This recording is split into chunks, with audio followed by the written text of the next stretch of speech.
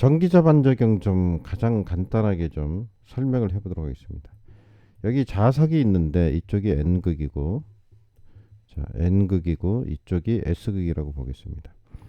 그러면 우리는 그 자석이 발생을 하는데 N극에서 S극 쪽으로 이렇게 자기력선이 자석이 가겠죠.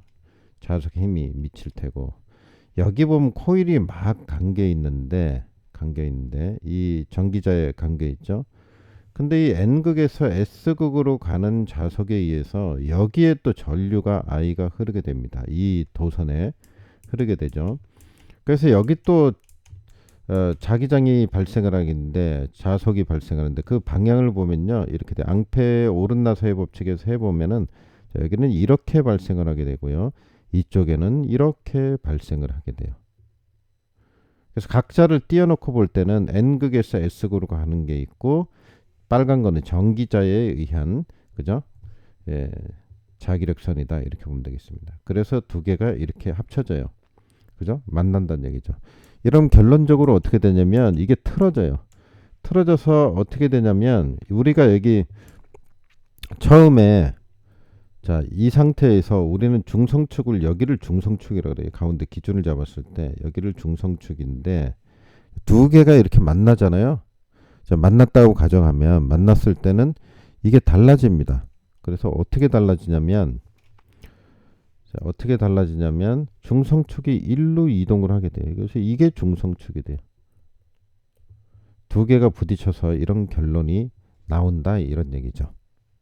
그래서 이대로 그냥 똑같이 전형적으로 이렇게 발전기를 만들었을 때는 불꽃이 튄다든가 등 이제 여러 가지 문제가 발생을 하죠. 그 대책을 세워야겠는데, 그건 나중에 얘기하기로 하고, 일단은 전기자 반작용에 대해서 설명을 하면, 자, 이렇게 되면 어떻게 되냐면요, 결론적으로는 전기자에서 발생하는 이 자석이 있다 그랬죠. 그게 어떻게 되냐면 두 가지가 발생을 합니다. 두 가지가 발생을 해요. 그래서 어떻게 발생이 되냐면, 이쪽으로 전기자에 의해서 발생하는 자석이 생기고요, 이쪽으로 발생하는 자석이 있습니다. 자석이 있어요. 좀 심플하게 설명드리다 보니까 세세하게 좀 하지는 못하고요. 이제 이렇게 생각을 하세요. 우리 시험을 봐야 되니까. 그래서 이걸 뭐라 그러냐, 이쪽을 우리는 이거를 감자 기자력이라고 해요. 감자 기자력이라고 합니다. 왜 감자 기자력이라고 하냐면, 이 N극에서 S극 쪽으로 오는 게 있을 거 아니에요. 이게 방향이 보면 서로 반대잖아요. 그래서 주자석을 감소시키는 주된 원인이 된다. 그래서 감자 기자력이라고 그러고, 이쪽을 보면은, 자, 이쪽을 보면은 어떻게 되냐면, 이거는 N극에서 S극으로는 주자석하고 교차가 되잖아요. 그래서 이거를 교차 기자력이라고 봅니다.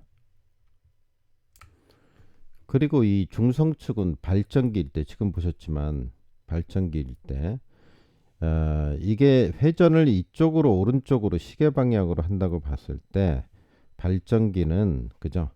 회전 방향, 전기자가 회전 방향, 전기자 회전 방향, 이것과 동일한 방향으로, 똑같은 방향으로 움직인다.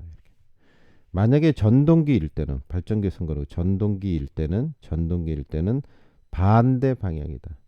어떻게 해요? 서로 반대 방향이다. 그러니까 전기자 방향과 반대 방향이다. 반대 방향으로 중성축이 이동한다. 그러니까 만약에 이게 전동기라면 이쪽으로 온다는 얘기죠. 중성축이. 그죠? 중성축이 지금 여기에 있잖아요. 여기에. 근데 이게 이쪽 방향. 그러니까 반대 방향이니까 이쪽 방향이죠. 전기자 방향하고. 그래서 그거를 알아두셔야 됩니다. 그래서 여기서 이제 두 가지를 기억을 하셔야 됩니다. 감자 기자력이 뭔지, 교차 기자력이 뭔지, 그 다음에 중성축이 발전기일 때는 전기자 방향과 동일하게, 전동기일 때는 반대 방향으로 이동을 한다. 요것만 기억하시면 되겠습니다.